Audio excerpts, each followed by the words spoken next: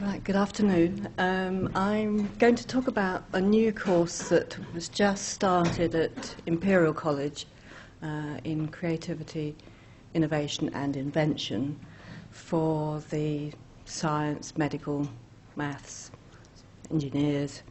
And it's part of a program called Horizon Programs to widen, literally to widen the horizons of the students there.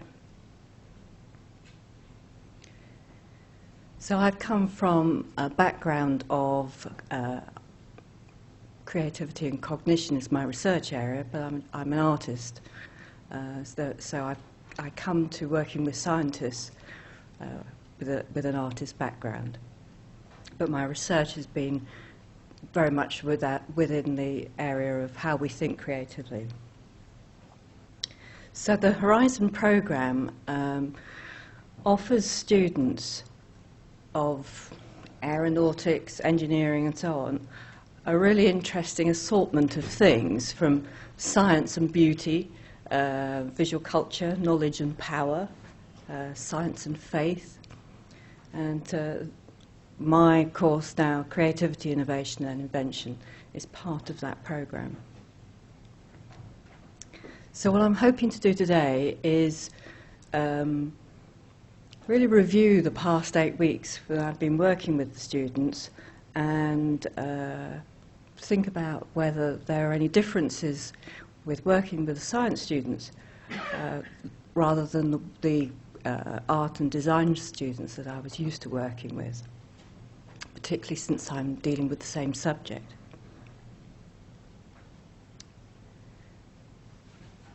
So briefly, the course aims to introduce terms and concepts and methods of creative thinking, understand something about leading cultural thinkers, and there's very much an emphasis on cross-fertilization. So the class is mixed. They're from all different departments. They haven't met each other in other situations, so there's an opportunity for them to start collaborating across disciplines.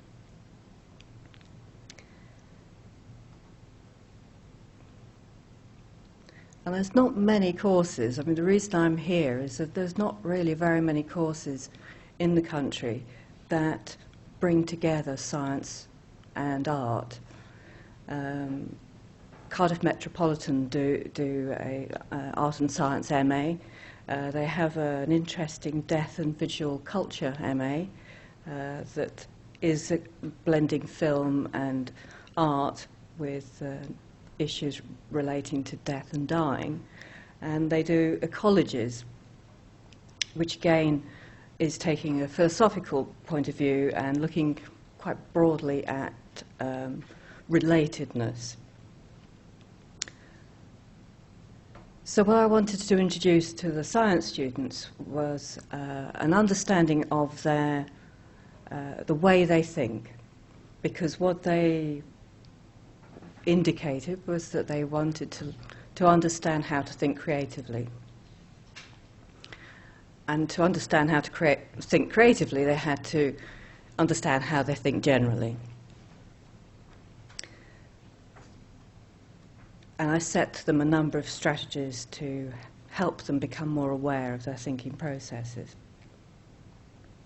So the first thing I introduced them to was metacognition, the thinking about thinking.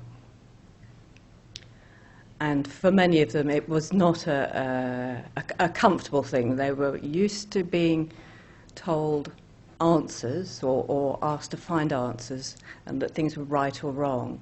So to be presented with the idea that maybe there's different ways of thinking and doing things, there's not necessarily a right or wrong answer, was initially challenging, but not for long. We talked about brainwaves, the ideal brainwave for creative thinking, which is the alpha range, which is when you're relaxed and reflective rather than alert and working. So straight away it was necessary to make an environment that was in a lecture theatre relaxing and safe feeling of safeness, rather than the more formal situation where you've got somebody doing what I'm doing now, is talking to you, and people passively listening.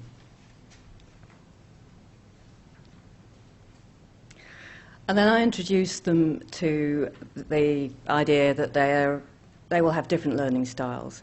So though they're used to sitting in a lecture theatre, that may not be the style of learning that suits them.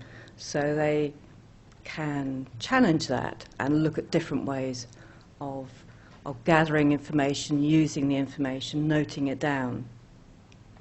I gave them permission to use collage if they wanted to collage their notes. They could draw. Some started folding paper.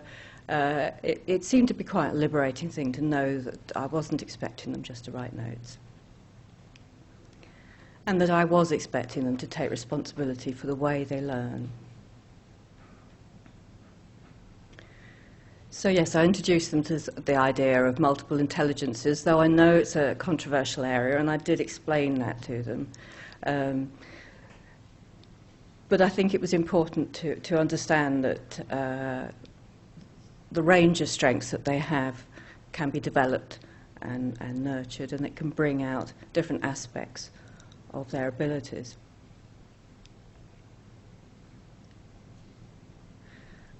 And we talked about convergent and divergent thinking. They agree that they were used to the convergent thinking, where they were distilling ideas and coming up with solutions, whereas I was asking them to explore a whole range of ideas and expand ideas outwards, and then start selecting. And then I introduced them to metaphor as a way of thinking about complex ideas. And the basic principle of metaphor, that you start with one domain that you understand, and it gives you access to another domain that is significantly different, but has some similarities. So if you say the road was a ribbon of moonlight, you can visualize that and understand that it's not literally a ribbon. And I talked about language. Again, because it's not particularly challenged within science, so I talked about how our language is metaphorical, and we're not aware of that on a daily basis. So we use terms like time is running out, but we don't actually realize that we're using that as a metaphor, that time is becoming a substance that can actually run out. And the idea of a container metaphor, which comes out of childhood, where you put bricks into a pot, and that comes into the language as being in luck or in trouble, so that there's a concept that these things are containers, that you can be inside or outside. And I introduced them to perception and the fact that we think we're seeing and perceiving the world around us, but in actual fact 90% of what we see, more or less, according to Gregory, is actually our memory.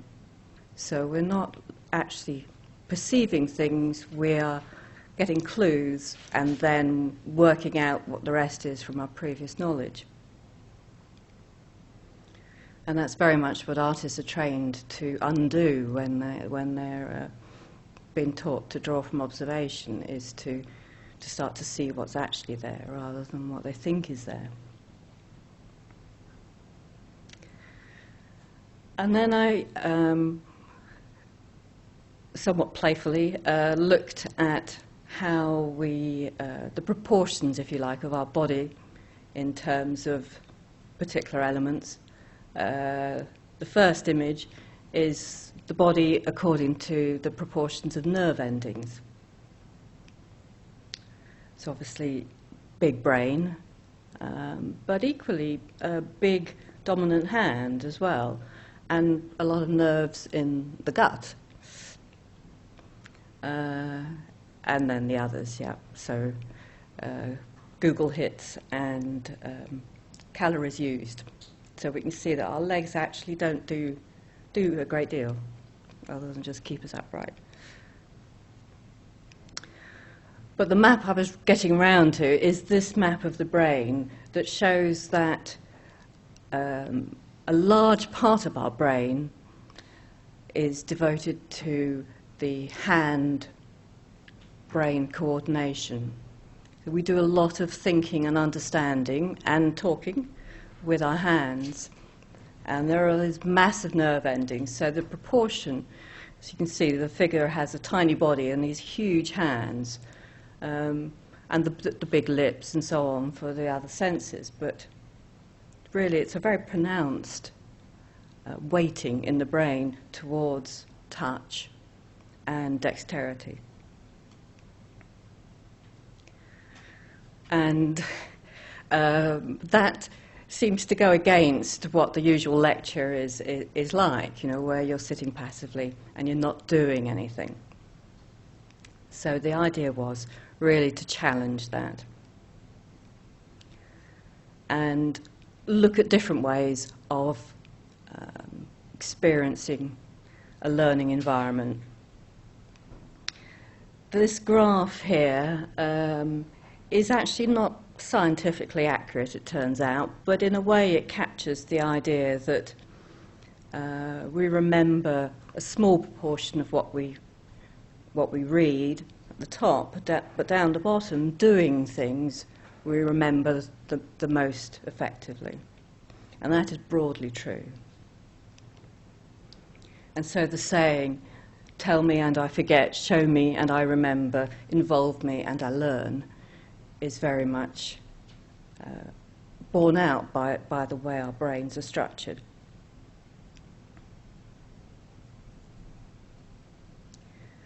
So I asked the students on the first session what they were hoping to gain from the course. And a series of other questions about how much creativity they were involved with, what they hoped to do in the future, what they would have liked to invent. And as you can see, there were 4 students that said that they would like to invent time travel. And I don't think they conferred because they did fill out forms separately. 6 of the students wanted to be designers. 1 wanted to be an interior designer, another wanted to be an artist. So though they were studying physics, they had quite different desires. Not far off half played musical instruments. So any assumption that they are not creative in the traditional sense was proved instantly wrong. They had a whole range of activities, dance. There was a semi-professional tap dancer in the group. So they were extremely creative individuals. Some frustrated in that when I asked what work they might do, the student said that he thought it would be a 9-to-5 job, really boring.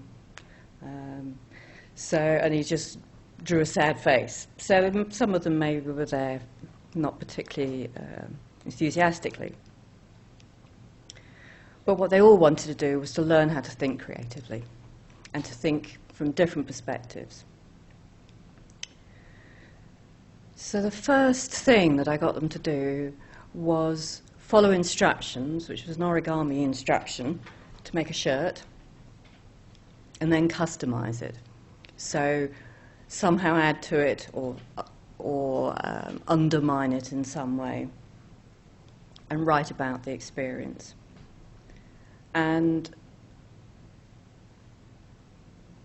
they were not prompted in any way as to how to customize it. So one person made a sort of wire wardrobe around their shirt, another person inserted their head into it, another person made a beautiful pair of trousers to go with the shirt, and one took one arm off to see whether there was, it conveyed any sense of the idea of disability. So an interesting response to a simple task. And then the second thing I asked them to do was to take an everyday object, take it apart, and then repurpose it in some way, make it do something else, or make it have the potential to do something else, and write about the experience of doing that. And what I was after was this idea of material thinking. So working with the hands and letting ideas develop as they handled things. And these are some of the things that they produced. Again, there were no restrictions. So for instance, Charlene Dolce did resistance jewellery.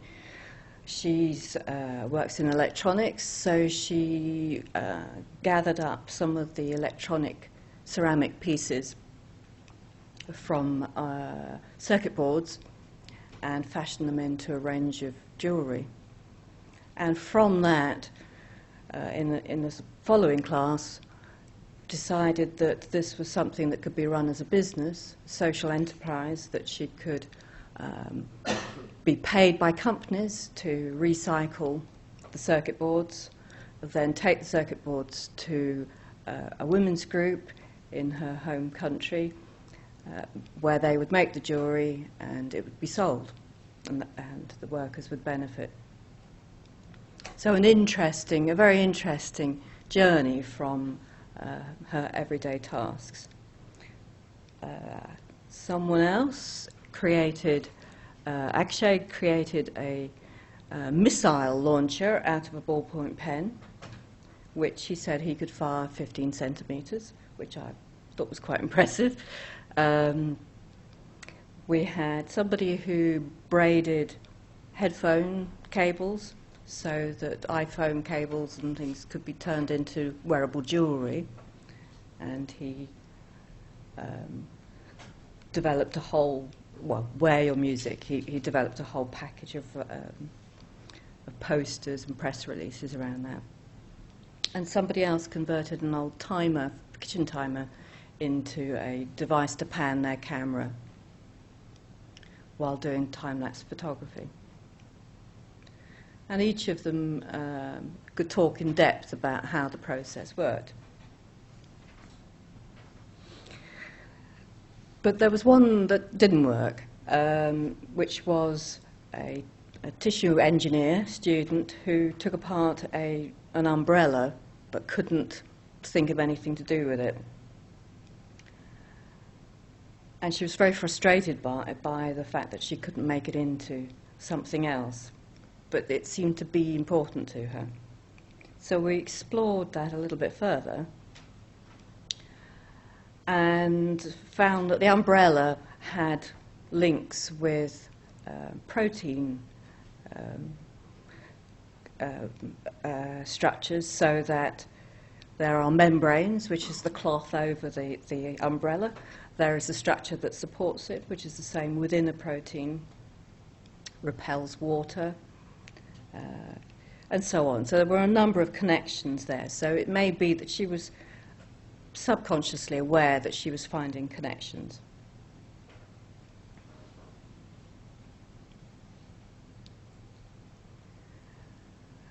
And then we dug out some images of proteins that she was working with and realised there were visual connections as well. So on the left, the umbrella paired up and mirrored, seemed to pair up and mirror very nicely with the images of proteins. So we felt that even though there wasn't an actual function that she could do with this dismembered umbrella, there were obviously subconscious connections that she was identifying, which might at some point in the future help her to understand and analyse how proteins work. So what we were aiming for is to get something that was playful, motivating, didn't feel like work. And the students responded to that. They said that they've had a sense of pride, they enjoyed the experience, they were unaware of time passing, which I was able to point out that is something that's particular to alpha waves in the brain, and just the pleasure of doing something artistic in a science environment.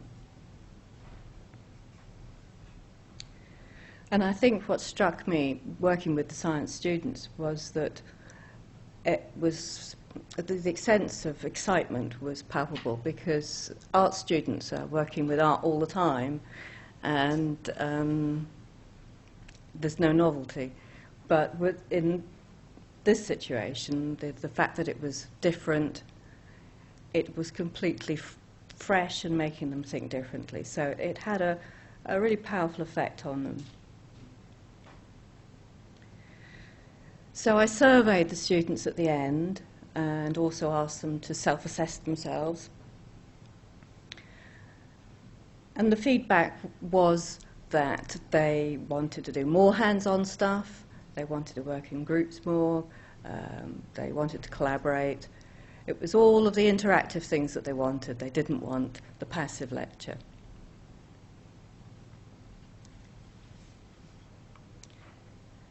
So I'll leave it at that, and you can ask me questions if you have any. Thank you.